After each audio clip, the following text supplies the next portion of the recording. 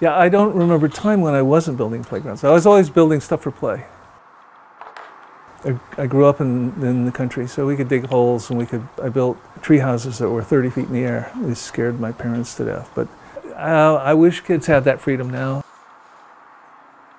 And so it means a lot to me to create a place where increasingly it's difficult for kids to have a chance to use their body in the most powerful way that they're able to at that moment.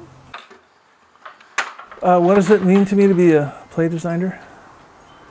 It gives my life meaning.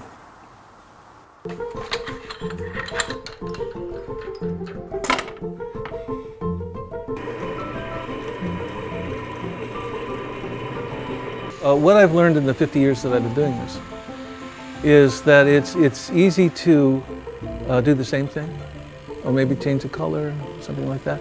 What's hard, and we're talking about play now, play predates humanity. So you're dealing with something that's really old and has a lot of history in it.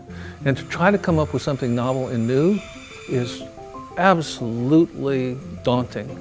And the existing stuff is good. So we wanted to keep all our good stuff, all the good ideas, but wherever possible, we moved beyond that into something nobody's ever seen before. So when kids come in here, they get a different experience than they're going to get anyplace else.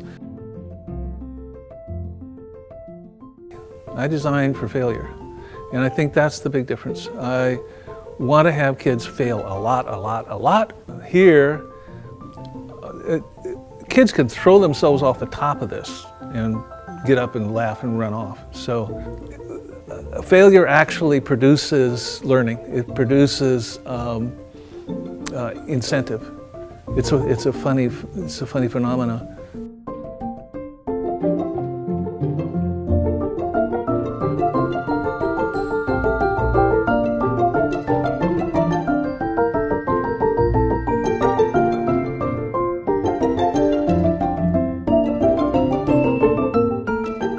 One of our goals was to be able to change the configuration so it was a novel experience. So on one hand, you have something that's extremely familiar, but it's different.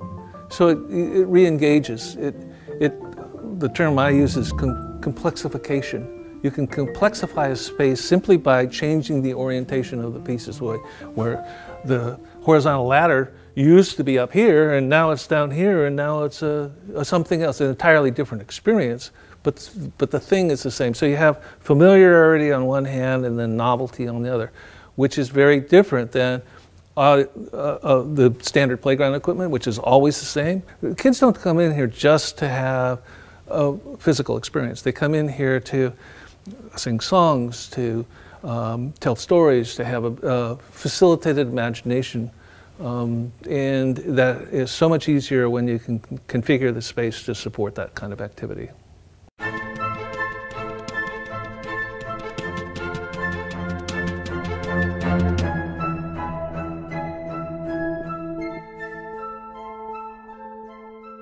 Play is driven by biology, and there are certain patterns to that, and that's why I use the term primal. First experience a child has is mother this close, right, face. But what that becomes eventually is language, is the whole social bonding. There's spinning, there's sliding, there's running, primal impulses that the brain, the body, the child has to have in order to develop. The kids are going to play. Hey, you can take a kid to the Safeway and there's a bar there, they're going to turn on it. What I have to design for is to have the parents be willing to bring their kids in here. It has to look beautiful, it has to have the functions, it has to be there, and then suddenly not only is the kid doing what they would do with the random rail, but they're doing it in the presence of their parent. They're doing it with the parent, and that's special. They'll begin to discover they have skills in one area and maybe not so much in another. And that's really important because they're going to be guiding that child for a long time.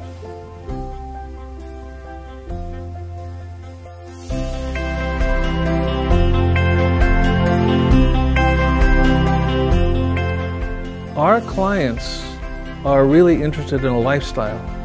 They want to be known as looking for the best.